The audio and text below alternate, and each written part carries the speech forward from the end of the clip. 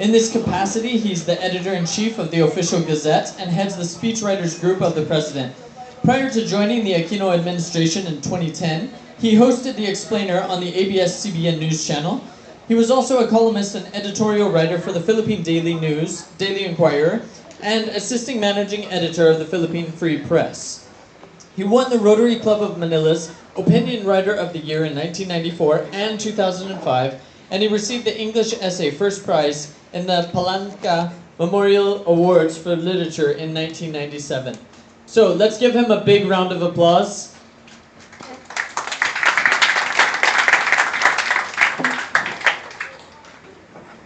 Everyone's waiting for the phone. Some of you I've met before, so I have to think of something new, which is not a problem because, well, what hasn't changed is the last speaker always has the worst job because you're all dying to go home. You've had 48 hours with too little sleep.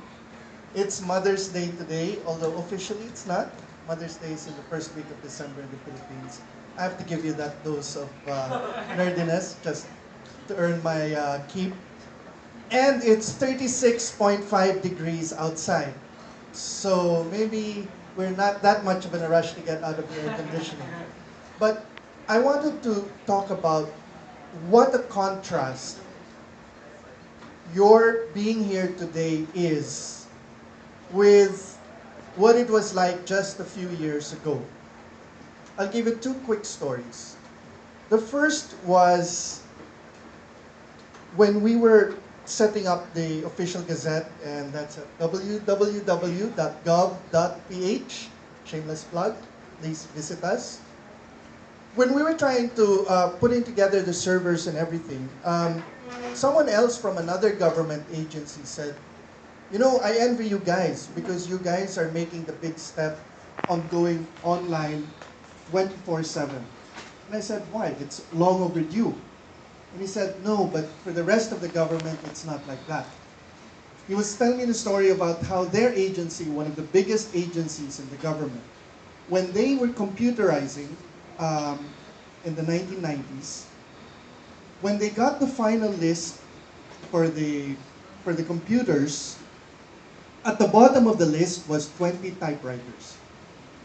And the guy who was in charge, in fact, the head of the department said, didn't someone get the memo? This is about the computerization of the department. Why are there typewriters in this? And there's a little guy in the back who raised his hand. And the guy said, yes, you. Are you the one responsible for putting these stupid typewriters when we're computerizing the office? And the guy said, yes. And he goes, why? Brown out. And that's the reality that we have to deal with sometimes. Even as we're investing both in terms of skills and in the equipment to join the rest of the world in the 21st century in a 24/7 online world, there's a lot of people out there who cannot rely on that all the time. I'll give you the second story. The second story is much simpler. And it was about online security. And we were talking to some people who were, you know, the type who will close all the windows and look at everything before they talk to you to make sure it's really safe. And we were talking to them about the dangers of, let's say, our servers being hacked or our networks being compromised and that sort of thing.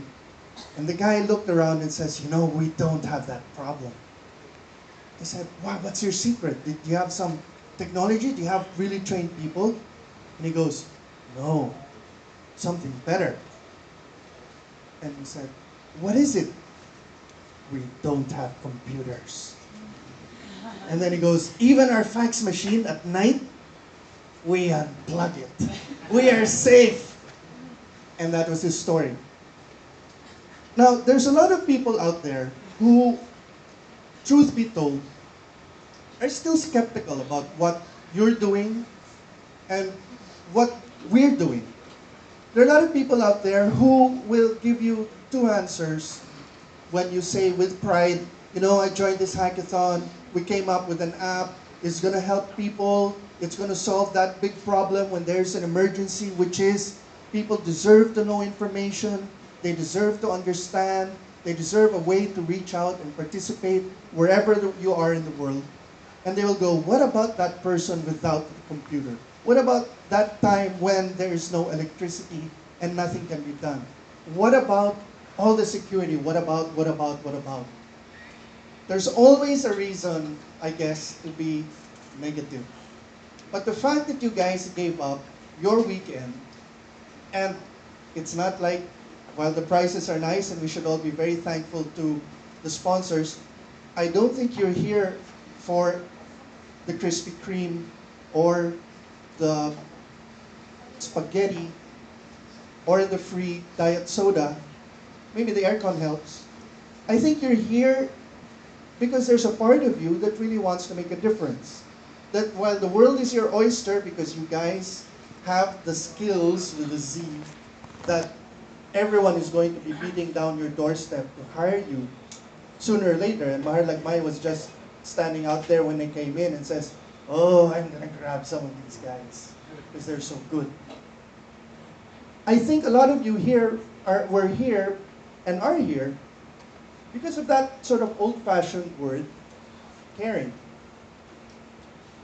I guess some of you are quite young, not all of you, but for those of us who went through Ondoy and Pepeng, I think it led to that generation vowing never again. That's what pushed Mahar Lagmay to do what he's doing. It's what got Bon Moya really interested in seeing how information and the net and all of these things could help people. It's why big organizations like the State Department or the World Bank are stepping up and ponying cash. It's the reason that you guys, when all the people who are twice your age or even 10 years older go, the youth, they don't care, they just want to be at the mall, they just want to watch a movie, they're just doing goofy stuff online. But you guys are here. And that's something no one can thank you for because it's not something you do for someone else's thanks, is it? So I guess the main takeaway for all of us today is it going to end here?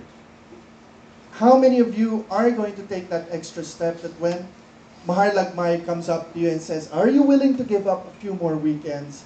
Are you willing to have a few more sleepless nights?